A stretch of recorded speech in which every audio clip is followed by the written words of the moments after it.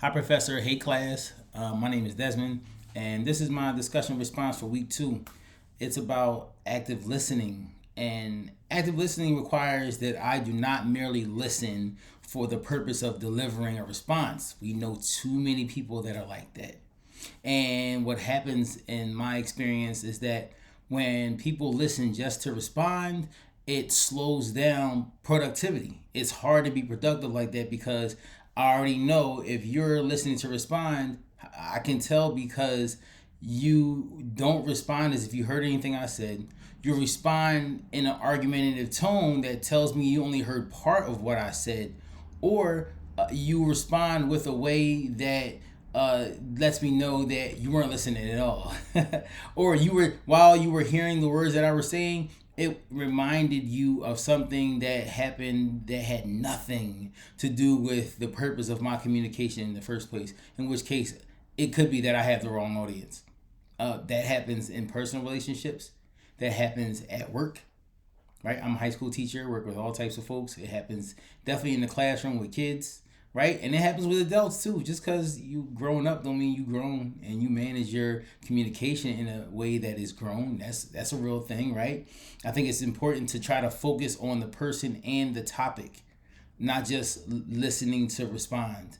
I think it's important because if you can have a conversation with someone and they actively listen or you actively listen, it can decrease misunderstandings, which allows for us to have a more fruitful discussion. And also agree that while it may take a long time to say something, you should allow the opportunity and make room for people to be able to respond to what it is that you have to say.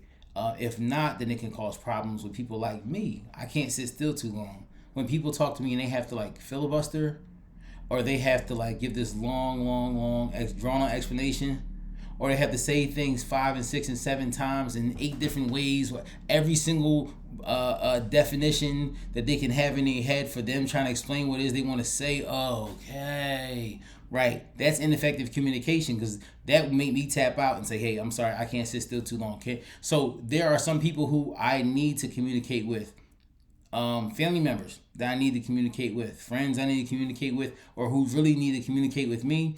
And I know that the best time for me to call them back is when I'm driving. So I can be actively doing something while they're going on and emptying out themselves and what it is that they have to say. And that's important because that allows me to be able to keep relationships with them. And I also need to set boundaries. Boundaries are so important. I need to let a person know where they can stop it at. And they need to let me know where I need to stop it at. But I'm usually very conscious of that. Nobody's usually ever got to stop me for anything. It's very rare. It happens, but it's very rare. Okay? That's my response to today's discussion question. I hope all of you are well.